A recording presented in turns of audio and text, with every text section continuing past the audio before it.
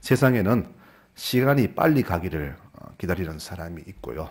이 시간이 영원히 안 갔으면 하는 그런 사람도 있습니다. 우리 교우들은 어디에 속합니까? 빨리 갔으면 좋겠습니까? 아니면 멈추거나 천천히 갔으면 좋겠습니까? 이 땅에서 즐길 게 많고 가진 게 많고 누리기를 좋아하는 사람들은 세월이 천천히 가기를 바라지만은 또 그렇지 않은 사람은 아이고 빨리 갔으면 좋겠다 이렇게 생각을 합니다. 세상은 이렇게 가진 자와 가지지 못한 자 나누어서 불공평 같은데 하지만 시간은 모두에게 공평합니다. 그래서 시간은 흘러갑니다. 가진 자에게도 흘러가고 어려운 자도 흘러가고 아파도 건강해도 시간은 공평히 흘러갑니다. 인간이 모든 것을 다 할 수 있고 다 이룰 수 있다고 자부하지만 정말 중요한 것은 우리는 못하지요. 어느 누가 시간을 멈추게 하려고 닭 모가지를 비틀었습니다. 그래도 새벽은 왔습니다. 시계 밧데리를 빼놓았는데 그래도 시간은 흘러갔습니다. 달력을 찢었는데 그래도 세월은 멈추지 않았습니다. 아무리 막으려고 해도 막을 수 없는 것이 바로 시간의 흐름, 세월의 흐름입니다. 시간은 우리의 고난이 아니라 하나님의 고난입니다. 그래서 가는 세월은 하나님의 통제 아래에 있을 뿐 우리 인간의 고난 바뀜을 우리가 모두가 이 해가 저물 때 되면 느끼게 됩니다. 그러면서 세월의 한없음과 인간의 약함을 한탄합니다. 이렇게 시간과 세월을 막을 수 없고 또 우리가 사는 이 땅은 우리의 영원한 거처가 아님을 알기 때문에 우리 믿는 자들에게는 이것을 한탄하기보다는 늘 새로운 소망을 가지고 있습니다. 이 소망 때문에 우리가 바로 인생의 고달픔도 이겨내고 사는 것이 아니겠습니까? 오늘 말씀에서 베드로 사도는 교인들을 이렇게 말합니다. 소망을 놓지 마세요. 그 당시 기독교인들이 극심한 고난과 시련 속에서 힘겹게 살아가고 있었습니다. 사도인 자신도 참 견디기 힘든 소망이었지만은 이 절망의 상황에서 오직 하늘에 소망 두는 것이 참 소망을 알고는 내가 하늘에 소망 두는 것처럼 우리 성도들도 하늘 소망을 붙잡아라 그렇게 편지에서 권면을 합니다. 소망은 두 가지가 있죠. 살아있는 소망과 죽은 소망입니다. 오늘 말씀 1장 3절에 이렇게 말합니다. 우리를 거듭나게 하사 산 소망이 있게 하시며 라고 했습니다. 그럼 어떤 것이 산 소망입니까? 바로 하나님께 두는 소망이 산 소망입니다. 이 실제 말씀에 그렇게 말하죠. 여러분은 이 그리스도로 말미암아 그분을 죽은 자들 가운데서 살리시고 그분에게 영광을 주신 하나님을 믿고 하나님께 소망을 두게 되었다. 그렇습니다. 하나님께 둔 소망이 산 소망이지만은 반대로 이 땅에 둔 소망은 죽은 소망이 될 것입니다. 죽은 것은 소망이 절대 아닙니다. 소망은 죽을 지경에 있는 내가 살기 위해서 가지는 희망임을 말합니다. 그래서 산 소망은 죽은 자를 살리시고 약한 자를 세우시며 약한 무릎을 곧게 하시는 하나님께만 두는 소망이 산 소망이 되는 겁니다. 우리가 가진 이 소망은 세상의 죽은 소망과는 다른 소망입니다. 이사야 40장에 말씀하죠. 풀은 마르고 꽃은 시들지만 하나님 말씀은 영영이 서리라. 바로 이 소망이 산 소망이 되는 겁니다. 성도 여러분, 이렇게 산 소망을 품고 살아가시기를 바랍니다.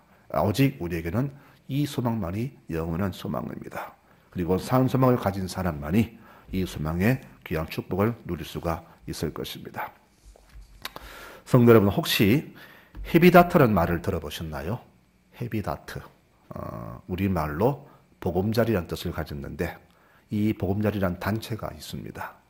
이 단체는 1년에 보통 전 세계에 집이 없는 사람들에게 한 2만 채 정도 집을 지어서 무료로 준다고 합니다.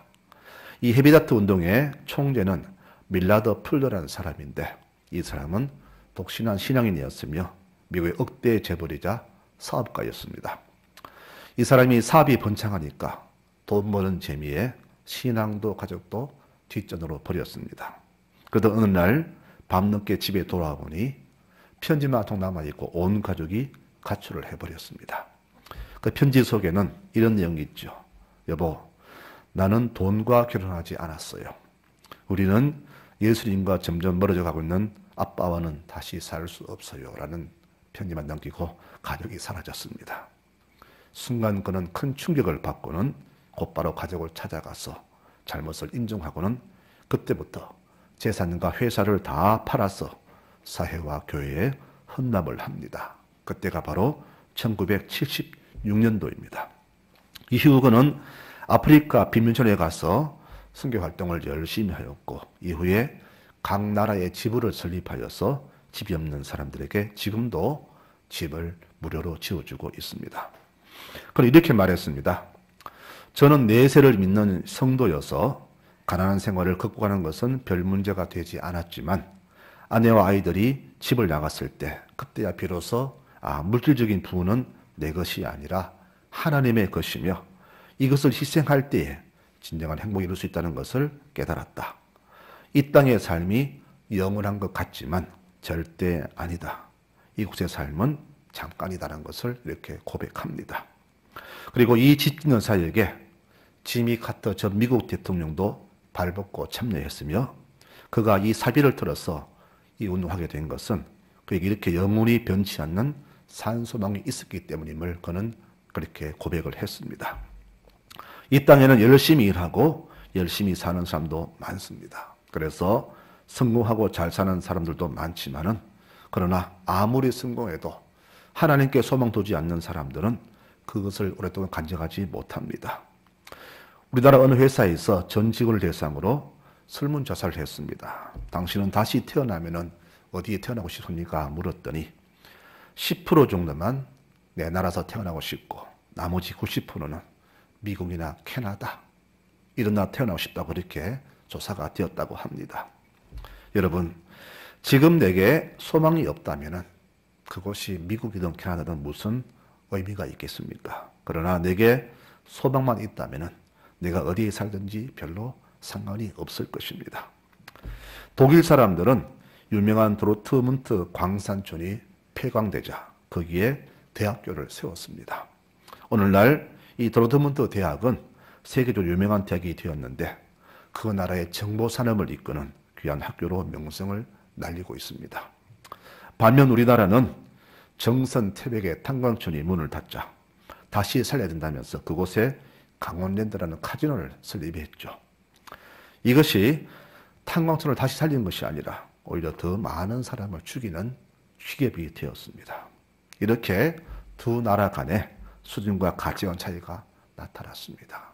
이 무슨 차이입니까? 바로 지도자들의 차이가 아니겠습니까? 독일의 지도자들은 하나님 믿는 사람들이고 우리 지도자들은 이 땅의 것을 삼하는 사람들입니다. 이렇게 차이가 났습니다. 같은 폐광촌인데 독일은 사람을 살리고 우리는 사람을 죽이는 그런 탄광촌이 되었습니다. 우리는 신앙인으로서 어떤 가치관과 어떤 신앙관 또 어떤 소망을 가졌는지를 스스로 생각해 봐야 합니다. 베드로전서 1장 24절에 말하지요. 모든 육체는 풀과 같다. 그 모든 영광이 풀의 꽃과 같으니 풀도 마르고 꽃도 시든다. 이 말이 뭡니까? 우리 인간도 이 풀처럼 꽃처럼 때가 되면 떨어진다는 그런 말입니다. 인간의 육체가 영원하지 않다는 것을 말합니다. 우리가 그것을 알잖아요. 주말 되면은 월말 되면은 연말 되면은 이것을 알면서 인간의 약한 것을 스스로 깨닫잖아요. 그렇습니다. 우리 인간은 영원치 않습니다. 꽃은 피었을 때 아름답지만은 떨어진 꽃잎은 그렇게 추할 수가 없습니다. 저는 봄에 목련을 참 예뻐하는데 활짝 피었을 때 얼마나 예쁜지 모릅니다. 질 때 그보다 더 추한 꽃은 없더라고요. 이처럼 이 땅에서 권력을 누리는 사람들, 잘 살다가 망한 사람들, 그들의 모습은 마치 이 바닥에 떨어진 꽃잎과 다를 바가 없음을 봅니다. 저는 우리나라 역대 대통령 중에서 좋아하는 분도 있지만은 특히 미국 대통령 중에서 링컨 대통령과 지미 카터를 참 좋아합니다. 링컨은 우리가 잘 알듯이 소년 시절 그 가난했지만은 그 모든 것을 신앙으로 극복했고 인간의 기본권인 자유를 지키기 위해서 전쟁을 치르면서까지도 흑인들에게 자유를 찾아준 그런 대통령입니다. 더불어 지미 카터는 독실한 기독교인이죠. 그는 대통령 재임 기간에도 주일 되면은 자기 고향 교회에 가서 가르치던 아이들을 주일학교를 가르쳤습니다. 그 이렇게 말했죠. 대통령은 4년이면 끝나지만은 주일학교 교사는 퇴임이 없다. 나는 대통령은 그만둘 수는 있지만은 주일학교 교사는 그만둘 수 없다라는 신념으로 아이들을 가르쳤습니다. 그는 비록 재선에 실패했지만은 대신 이 헤비다트 운동에 참여합니다. 카트가 거기에 참여해서 직접 톡과 망치를 들고 지치는 현장에서 일하기 시작하면서부터 이 운동은 급속도로 발전하기 시작했습니다. 그는 이렇게 말했습니다. 하나님은 나라 일을 잘하라고 대통령을 시켜주셨는데 나는 재선에 실패했다. 그 길은 하나님의 뜻이 있었다. 내가 집진영 운동을 하고 남을 돕는 일을 하는데 4년이라는 대통령 경력이 필요했기 때문에 하나님은 나를 대통령으로 세우셨다. 대통령이었던 내가 편지를 보내면 어느 누구도 답장을 안 할 수가 없었고 누구라 만나자는 연락하면 거절한 사람이 없었고 내가 돕자고 부탁하면 아니오라 말하는 사람이 아무도 없었다. 하나님은 나에게 이 일을 하라고 지난 4년간 대통령을 시키셨다라고 고백했습니다. 그는 대통령에 물러난 뒤 오히려 더 사람들에게 큰 존경과 사랑을 받고 있습니다. 그 이유는 무엇입니까? 믿음으로 더 아름다운 일을 하고 있기 때문입니다. 자, 그럼 오늘 말씀 처음 돌아가서 우리는 왜 하나님께만 소망을 두어야 할까요? 그 이유를 한 4가지만 말씀드리고자 합니다. 첫째는 그 소망은 영원하기 때문입니다. 여러분, 짧게 끝나는 것은 소망이 아니죠. 소망은 길어야 됩니다. 그리고 영원해야 됩니다. 우리 꿈도 용꿈이 있고 개꿈이 있죠. 모두가 용꿈을 꾸길 바라지 개꿈을 원치 않습니다. 용꿈은 어떤 꿈입니까? 용꿈은 기분 좋은 꿈, 큰 꿈, 크게 될 꿈, 또 잘 될 꿈, 이것이 바로 용꿈이고 개꿈은 꾸고 나면은 괜히 기분만 찝찝한 꿈이 개꿈이잖아요. 소망도 그렇습니다. 생각만 해도 가슴이 뛰고 항상 기쁨 넘치는 것이 바로 소망이 아니겠습니까? 우울하지만은 그것만 생각하면은 갑자기 기분이 확 좋아지는 이것이 바로 소망이 아닙니까? 상황에 따라서 금방 사라지고 시드는 것은 산 소망이 아닙니다. 그래서 영원히 변치 않는 소망, 시간적으로는 길고 길어서 영원한 것이 바로 산 소망이 되는 겁니다. 그런데 이 영원한 소망은 오직 하나님께만 있기 때문에 우리는 바로 하나님께만 소망을 두어야 하는 겁니다. 두 번째로는 이 소망은 변치 않기 때문입니다. 변하는 것은 소망이 될 수가 없습니다. 금이 왜 귀할까요? 물론 이것이 귀하기도 하지만은 금은 변치 않기 때문입니다. 다른 물질들은 열을 가하면은 다른 성분으로 변화가 되는데 금은 변화가 없답니다. 계속 금이라고 합니다. 그래서 이 금이 귀한 겁니다. 동방박사들이 황금 바친 것은 변치 않는 하나님의 사랑을 상징하는 예물이 되는 겁니다. 이처럼 참 소망은 영원히 변치 않는 것을 말합니다. 이 땅의 소망은 변하기도 하고 사라지기도 하지만 하나님께 둔 소망은 절대 변치 않기 때문에 우리는 바로 하나님께만 이 소망을 두어야 되는 겁니다. 세 번째로는 이 소망은 가치가 있습니다. 세상에는 값으로 따질 수 있는 게 있고 따질 수 없는 게 있습니다. 눈에 보이는 것들은 값으로 매길 수 있죠. 아, 저 집은 얼마 하더라. 저 땅은 평당 얼마 하겠더라. 저 폐물, 다이아몬드, 저 가방은 몇백만 원, 몇천만 원 값으로 매길 수 있지만은 값으로 매길 수 없는 게 있습니다. 바로 부모님의 귀한 사랑, 성도들의 헌신, 그리고 예수님의 그 피 흘린 사랑 같은 것들은 우리가 값으로 매길 수가 없잖아요. 이 매길 수 없는 것이 얼마나 더 귀합니까? 이처럼 소망은 값으로 매길 수가 없는 겁니다. 그리고 값으로 매기는 것은 소망이 아닙니다. 그래서 하나님께만 두는 소망은 그 어떤 것으로도 값을 매길 수 없는 귀한 소망이 되는 겁니다. 그래서 이 소망을 하나님께 두는 사람이 복이 있는 사람이라고 그렇게 주님 말씀합니다. 자, 그 말씀을 맺고자 합니다. 그럼 하나님께 두는 소망은 어떻게 하면 변치 않고 끝까지 지킬 수가 있겠습니까? 그것은 바로 오직 한 가지입니다. 믿음입니다. 믿음이 있어야 소망을 가질 수 있고 영원한 하나님을 바라볼 수가 있는 겁니다. 믿음이 없이는 절대 주를 바랄 수가 없습니다. 믿음, 소망, 사랑은 시간의 제한도 없고 일정한 기한도 없으며 이 세 가지는 냄새도 색깔도 모양도 없습니다. 그러나 세상에서 가장 고귀한 가치를 지닌 하나님의 선물이 됩니다. 이 믿음이 있어야만이 소망을 가지게 되고 이 소망을 믿음으로 지키는 사람은 이 땅에 살 때에 하나님 사랑하듯이 이 땅의 모든 사람들에게 사랑을 베풀 수가 있고 또 영원한 천국을 바라며 살아가게 되는 겁니다. 살아가면서 하늘만 바라보고 이 땅에 우리 인간의 모습으로 믿음의 사람으로 살지 못한다면 우리의 그 소망도 별 의미가 없겠죠. 그래서 믿음과 소망과 사랑은 이 세상 끝까지 영원한 존귀한 하나님의 선물이 되는 겁니다. 그리고 이 셋 중에서 특히 소망을 내가 품고 있으면 마음이 든든하잖아요. 하늘의 산 소망을 품고 있으면 어떤 시험에도 흔들리지 않습니다.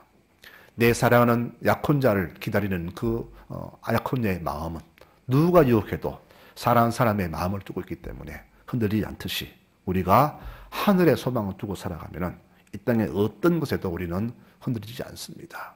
시험도 아픔도 유혹도 다 이길 수가 있습니다. 로마가 왜 망했는가?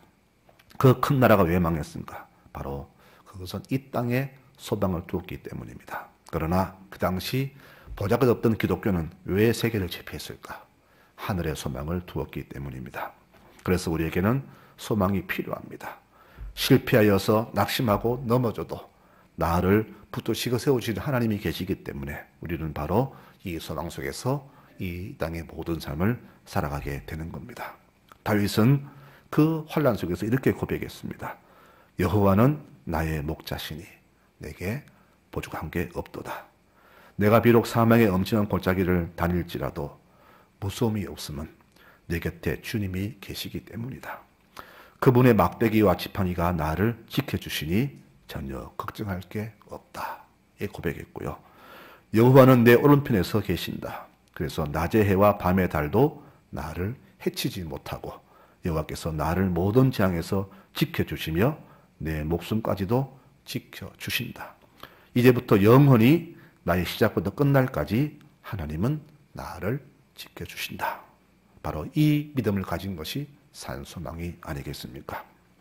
성도 여러분, 우리는 바로 저 하늘에 소망을 두고 사는 사람들입니다. 그래서 이 땅이 어두워도 낙심하지 않는 이유는 저 밝은 천국이 내게 선물로 주어졌기 때문입니다.